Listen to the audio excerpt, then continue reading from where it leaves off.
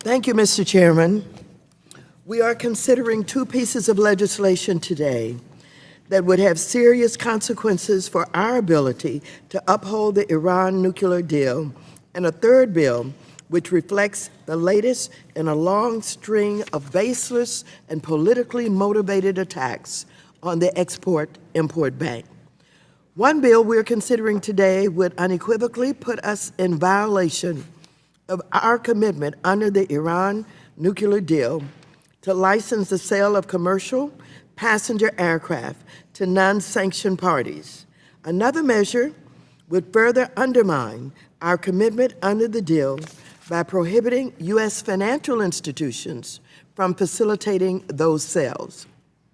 With regard to these bills, it's quite troubling to me that despite all the evidence that Iran has upheld its end of the deal, this committee would rush to mark up legislation that would put the United States in violation of our commitments under the JCPOA by denying the tangible benefits promised as part of the deal to the Iranian people.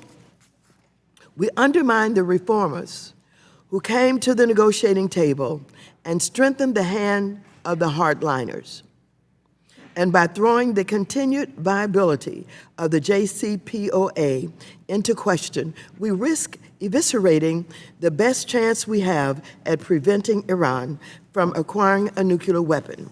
I am particularly struck that these bills completely ignore the fact that the JCPOA already accounts for the risk of misuse by Iran. In fact, there's a separate aviation snapback provision in the JCPOA that revokes this aspect of relief if the U.S. finds that airplanes or parts are being used for military purposes. Moreover, the deal provides that such risk can and should be managed by effective due diligence and through the licensing conditions imposed by the Treasury Department.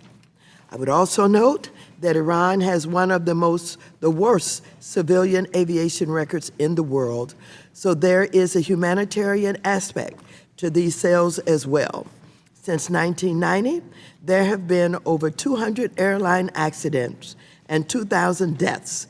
The risk of deaths on an Iranian airline is 100 times higher than the risk to a passenger flying on one of the world's other major airlines. A third bill we're marking up today seeks to suggest that the Exim Bank will somehow get involved in supporting exports to Iran.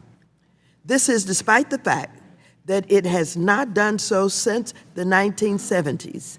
Current restrictions in law make it clear that it won't do so as long as Iran is a state sponsor of terror, and the bank's own chairman has further made clear that the bank is not, and I'll quote, getting into Iran, unquote.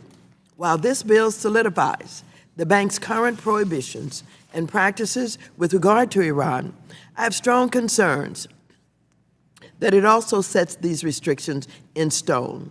Moreover, I find it absurd that we are talking about whether Exim will finance transactions to Iran while ignoring the fact that as long as opponents of the bank continue to block Exim from having an operating quorum, the Exim Bank won't be engaged in supporting the export of U.S. aircraft to any country, let alone Iran. So I would urge members to reject efforts to put the U.S. in breach of the Iran nuclear deal before we've had the chance to fully implement it, and would reiterate my concern about putting restrictions in place indefinitely. And with that, I will yield back the balance of my time.